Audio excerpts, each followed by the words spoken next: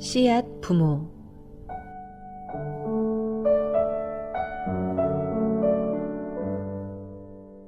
아이가 태어나는 순간 부모라는 씨앗이 심겨진다. 씨앗 부모는 아이와 함께 나무 부모로 자라간다. 하나님과 함께 걷는 부모의 길, 이 여정을 밴쿠버에서 저 원초희와 미국에서 정예휘, 한국에서 권종신이 함께합니다.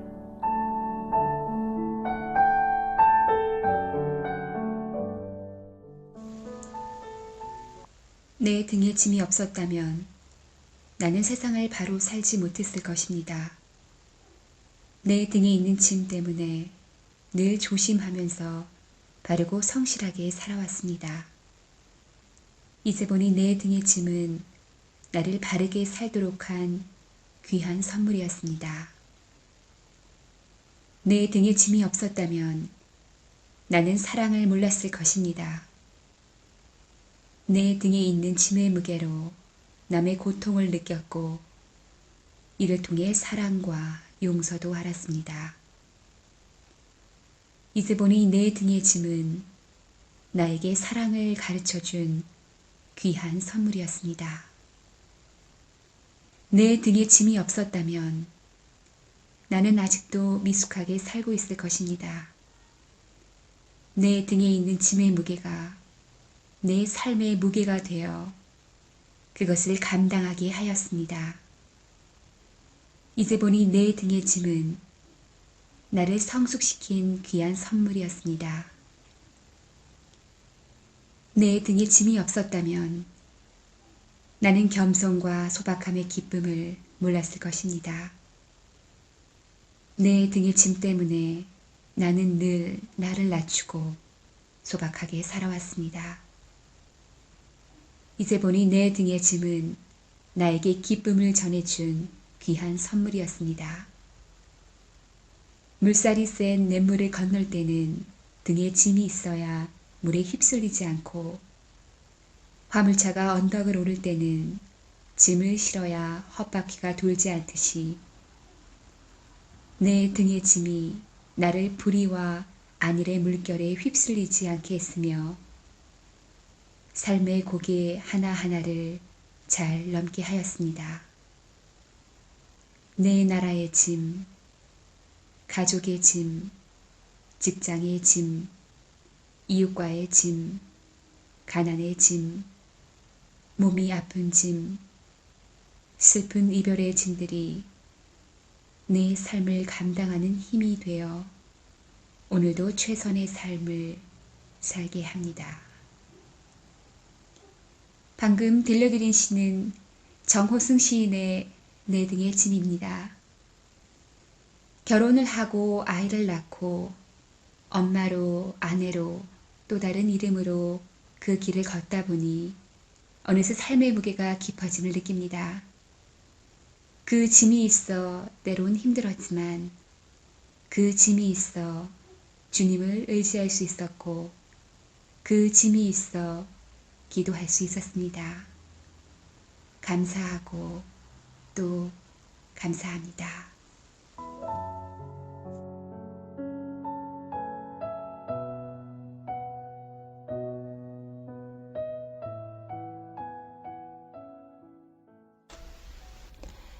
안녕하세요. 우리 집 패밀리 스쿨 두 번째 시간입니다. 지난 시간에는 그 순간 이야기, 즉 예수님께서 십자가에서 다 이루었다 하신 그 순간 성전의 휘장이 쫙 찢어지면서 작은 제사장 나라 그릇이 더 큰 하나님 나라 그릇에 쏙 담겼어요. 라는 이야기를 했습니다. 가정에서 아이들과 함께하는 패밀리 스쿨 시간, 매 시간 처음 시작은 지난 시간 이야기를 다시금 떠올리고 다시 한번 재미있게 반복할 수 있도록 합니다. 아이들이 좋아하는 퀴즈를 내기도 하고 혹은 엄마와 함께 다시 한번 따라해 봅니다. 그러면 한 번 들었을 때보다 반복할수록 더 오래 기억될 것입니다. 오늘은 통박사 조병호 박사님의 통성경학교 두 번째 이야기로 그 순간 이후 너희가 하나님의 성전, 이야기를 하려고 합니다. 우리 자녀에게 네가 하나님의 성전이야 라는 이야기를 들려준다니 생각만 해도 가슴 떨리고 기대되는 이야기입니다. 그런데 너희가 하나님의 성전이야 이 이야기를 잘 하려면 먼저 우리가 하나님의 성전이 되기까지 이 모든 것을 하나님께서 처음부터 계획하시고 또 오랫동안 신실하게 이루셨다는 것을 기록된 말씀을 통해 통으로 알아야 합니다. 우리와 항상 함께 하시는 임마누엘의 하나님께서는 세상 모든 사람들이 하나님이 거하시는 성전이 되게 하시기 위해 지난 1500년 동안 제사장 나라를 통해 일하셨고 더 이상 제사장 나라가 사명을 감당하지 못하자 하나님께서는 그분의 아들이신 예수님을 이 땅에 보내주셔서 십자가에서 죽으심으로 말미암아 그 순간부터 더 크고 놀라운 하나님 나라를 통해 이 일을 이루셨습니다. 조금 더 제사장 나라, 하나님 나라 안으로 들어가 보면 우리가 하나님의 성전이 되기까지는 크게 4가지 이야기, 즉 제사장 나라 이야기 2개, 그 순간 이야기 1개, 그리고 하나님 나라 이야기 1개로 이야기할 수 있습니다. 첫째, 움직이는 성막 500년. 둘째, 예루살렘 성전 1000년. 셋째, 그 순간 제사장 나라가 더 큰 하나님 나라에 담긴다. 넷째, 그 순간 이후 너희가 하나님의 성전. 이 이야기를 모두 담아 5살 아이들에게 하나의 이야기로 합니다. 움직이는 성막 500년, 예루살렘 성전 1000년. 그 순간 제사장 나라가 더 큰 하나님 나라에 담긴다. 그 순간 이후 너희가 하나님의 성전. 먼저는 이 이야기를 아이들과 계속해서 반복하며 전체를 기억하게 합니다. 사실 5살 아이들도 반복만 한다면 쉽게 전체를 외울 수 있습니다. 5살쯤 되면 설명할 수 없는 긴 공룡의 이름도 혹은 만화 속의 긴 주문도 금방 외웁니다. 아이들이라고 해서 너무 이야기들을 작게 조각조각 주지 말고 줄 수 있는 것은 최대한 통으로 들려주는 것이 좋습니다. 그래서 움직인다, 성막이 500년 동안 이렇게 3가지를 따로 말하기보다는 그냥 하나로 움직이는 성막 500년, 그리고 더 나아가 이 4가지 이야기를 한 이야기로 움직이는 성막 500년, 예루살렘 성전 1000년, 그 순간 제사장 나라가 더 큰 하나님 나라에 담긴다. 그 순간 이후 너희가 하나님의 성전. 이렇게 반복해 줍니다. 그리고 이 말들이 어느 정도 입에서 익숙해지고 나면 이제 이 이야기를 4번에 나눠서 하나씩 들려줍니다. 하나, 움직이는 성막 500년 이야기. 둘, 예루살렘 성전 1000년 이야기. 셋, 그 순간 이야기. 넷, 그 순간 이후 너희가 하나님의 성전 이야기. 이 4가지 이야기는 다음 시간부터 하나씩 하도록 하겠습니다. 귀연아, 패밀리 스쿨 하자! 하나님, 그런데 패밀리들 잘하게 해주셔서 고맙습니다. 그리고 나를 잘 기억하게 해주세요. 그냥 함께 해주세요. 나의 이름을 기도받습니다. 아멘. 잘했어. 규현아, 네. 엄마가 오늘 퀴즈를 3문제를 낼 거야. 퀴즈를 맞춰보세요. 첫 번째 문제. 네. 예수님께서 십자가에서 죽으시면서 뭐라고 말씀하셨을까요? 다 이뤘다. 딩동댕. 잘했어. 자, 2번째 문제. 예수님께서 다 이루었다 하신 그 순간에 성전의 휘장이 어떻게 되었을까요? 짝 찢어졌다. 딩동댕. 우와, 진짜 잘한다. 자, 마지막 문제. 그 순간에 제사장 나라가 어떻게 되었을까요? 큰 대장나라 그대 똑똑 됐다. 뭐라고요? 제사장 나라 그릇이 어떻게 됐다고? 더 큰? 더 큰 나 그대 똑 당겼어요. 더 큰 하나님 나라 그릇에 엄마 쏙 네 번째 담겼어요. 문제 없어요. 딩동댕. 네 번째 문제 또 하고 싶어요? 네. 자, 네 번째 문제는 처음부터 끝까지 우리 규현이 혼자 다 얘기해보기. 자, 시작.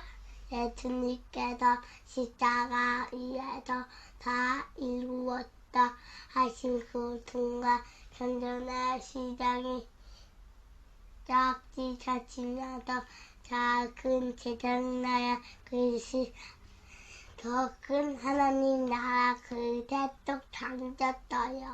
와, 딩동댕. 자, 오늘 이야기 엄마 따라서 해보세요.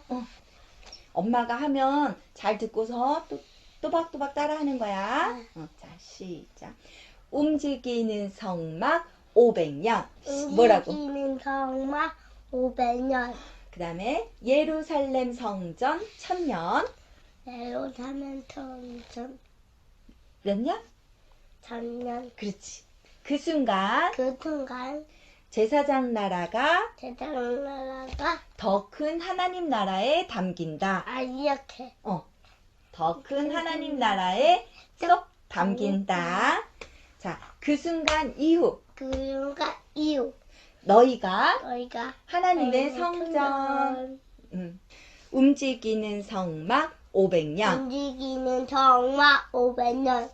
예루살렘 성전 1000년, 예루살렘 성전 예루살렘 성전 예루살렘 성전 1000년. 1000년.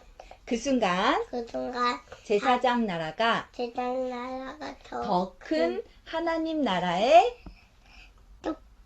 쏙 담긴다. 이렇게 또 쏙 담긴다. 그 순간 이후 너희가 하나님의 성전. 성전 딩동댕. 잘했어. 우리 기현이 오늘도 잘했어요. 시작. 오늘 패밀리 스쿨 끝. 잘했어요. 여러분에게 패밀리 스쿨에 관한 팁을 몇 가지 드리겠습니다. 첫째, 정해진 시간, 정해진 장소에서 하는 것이 좋습니다. 엄마가 기분 좋으면 하고 바쁘면 건너뛰고 그러지 마시고 처음에는 일주일에 1, 2회 정도 정해진 시간과 장소에서 하시면 좋습니다. 둘째, 자녀가 2명 이상 되는 엄마들은 아이들 각자 하면 제일 좋지만 함께 해야 할 상황이라면 이야기 수준을 큰 아이에게 맞추는 것이 좋습니다. 작은 아이에게 맞추면 큰 아이도 시시하고 작은 아이도 금방 지루해할 수 있습니다. 그럼 다음 시간에 또 만나겠습니다. 세상에서 가장 먼 거리가 머리에서 가슴이라고 하죠. 어머니로 한번 예를 들어 볼게요. 어머니. 우리의 어머니들은 헌신적이셨습니다. 모든 것을 희생하는 어머니. 자식들을 위해 무엇이든 할 수 있는 용기가 있는 분. 그런 어머니의 이미지가 우리의 가슴 속에 박혀 있습니다. 그 어머니를 가슴에 담은 채 우리는 엄마가 되었습니다. 그런데 우리는 내 아이라 할지라도 양보할 수 없는 것들이 있습니다. 포기할 수 없는 것들이 있습니다.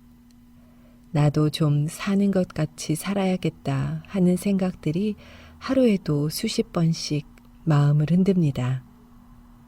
요즘 엄마들이 이러지도 저러지도 못하고 죄책감에 시달리는 이유가 바로 여기에 있지 않을까 싶습니다. 현실 속에서 나와 자녀들이 모두 만족할 수 있는 길은 없죠. 최선을 다해 가장 좋은 방법들을 찾아보는데 이렇게 고민하면 문득 가슴속에 있는 어머니가 보입니다. 그러면 내가 너무 이기적인 엄마로 보이죠. 내가 너무 부족한 엄마로 느껴지지요. 그런 마음으로 잠든 아이의 모습을 바라보면 하염없이 눈물이 흐르고 맙니다. 혼맘들도 그렇지만 마음 한구석에 더 큰 늘 죄책감을 안고 있는 이들이 있습니다. 바로 워킹맘들인데요. 그들은 겉으로는 화려해 보일런지 몰라도 속은 까맣게 타들어갈 때가 많습니다. 이런 워킹맘들을 격려해주고 조언을 아끼지 않으며 실제적으로 이들을 돕기 위한 다양한 방법을 연구하고 있는 이가 있습니다. 바로 한국 워킹맘 연구소의 이수연 소장인데요. 그녀가 들려주는 행복하고 멋진 워킹맘이 되기 위한 방법 궁금하신가요? 바로 시작해 볼게요. 행복한 워킹맘이 되고 싶다면 나 자신을 먼저 사랑하세요. 월급 받아도 남는 것 없는데 이럴 바에는 그냥 애나 키울까요? 종일 이리 뛰고 저리 뛰고 정신없이 사는데도 제대로 되는 일이 하나도 없어요. 몸이 너무 피곤해서 죽을 것 같아요. 집에 들어오면 쉬고 싶은데 또 출근하는 기분이에요. 육아와 가사에 무관심한 남편, 원수가 따로 없어요. 결혼 안 한 후배가 저보다 먼저 승진했어요. 워킹맘인 게 후회돼요. 제 개인 시간이 전혀 없어요. 하루에도 수십 통의 상담 메일을 받고 안팎으로 워킹맘들을 만나 이야기를 해보면 위의 내용과 비슷한 얘기들을 한다. 대상과 주제만 조금 다를 뿐 모두 워킹맘으로서 너무 힘들다고 입을 모은다. 나 역시 두 아이를 키우는 워킹맘이기에 워킹맘의 삶이 얼마나 팍팍하고 힘든지 누구보다 잘 안다. 그렇다고 계속 투덜대고 인상 쓰면서 사는 것은 내 자신은 물론 가족 모두에게 불행만 안겨줄 뿐이다. 행복하고 멋진 워킹맘 되기 실천 방법 1. 감사일기 쓰기. 이왕에 워킹맘이 되기로 했으니 그렇다면 행복하고 멋진 워킹맘이 돼보면 어떨까? 뭐든 마음먹기에 달렸으므로 조금만 노력하면 얼마든지 달라질 수 있다. 자, 그렇다면 어떻게 해야 할까? 일단 종이와 펜을 준비하자. 그런 다음 감사한 일이라는 제목을 적고 크든 작든 내 자신이 느끼는 감사한 일에 대해 쭉 써내려가 본다. 상담하러 온 워킹맘들에게 이렇게 해보라고 권하면 대부분 감사한 일이 없는데요 라고 말한다. 하지만 정말로 감사한 일이 없는지 곰곰이 따져보자. 먼저 사랑하는 아이가 있고 아침마다 나를 반겨주는 동료들이 있으며 매달 꼬박꼬박 월급을 주는 회사가 있다. 남의 편만 들어 남편이라고들 하지만 정작 나에게 무슨 일이 생기면 제일 먼저 달려와 줄 남편도 있다. 또한 발 뻗고 편안히 잠잘 수 있는 집도 있고 마음만 먹으면 어디든 달려갈 수 있는 차도 있다.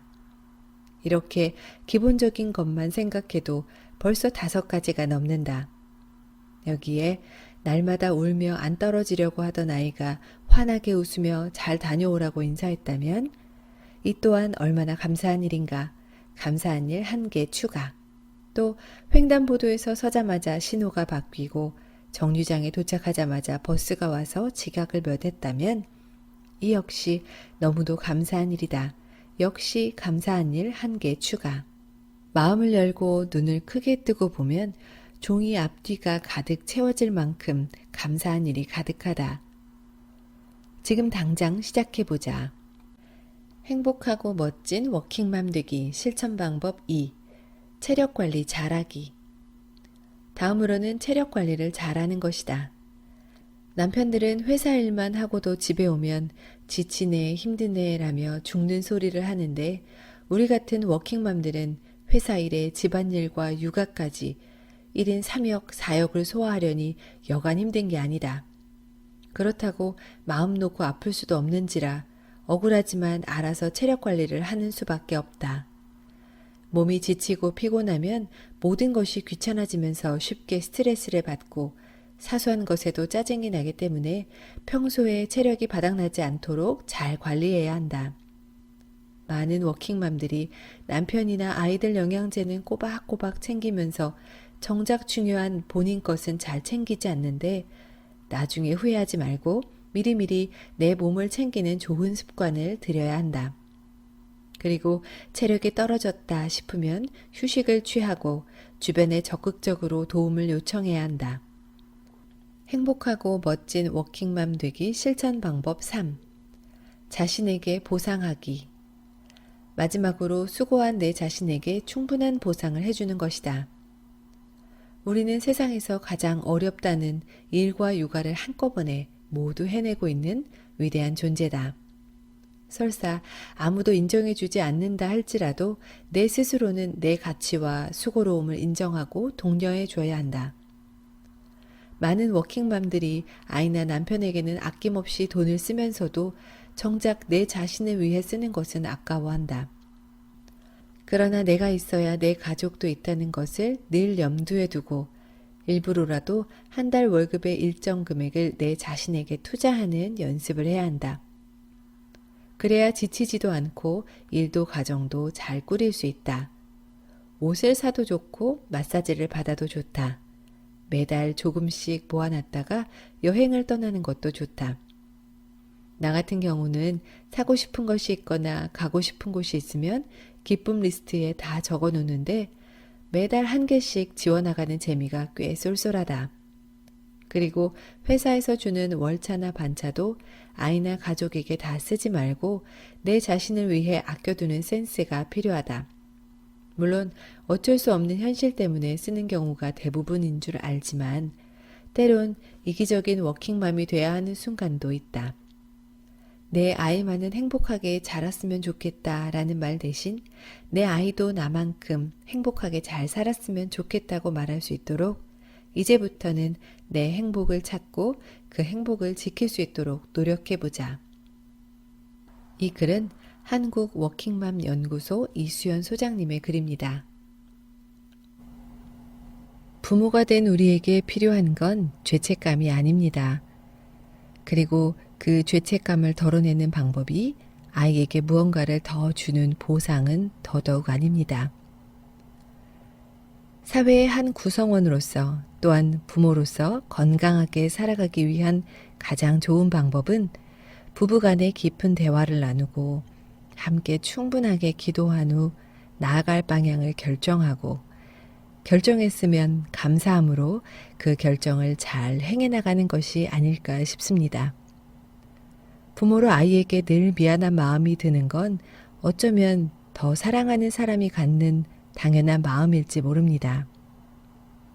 이럴 때 연약해지는 우리의 마음을 사탄이 틈타지 못하도록 늘 기도와 말씀으로 무장하고 아이에게도 말씀을 먹여주는 부모로 기도로 견고하게 보호해주는 부모로 서는 것이 진정한 믿음의 공동체인 가정을 만드는 것, 아이와 부모가 윈윈하는 가장 멋진 길이지 않을까 생각해 봅니다.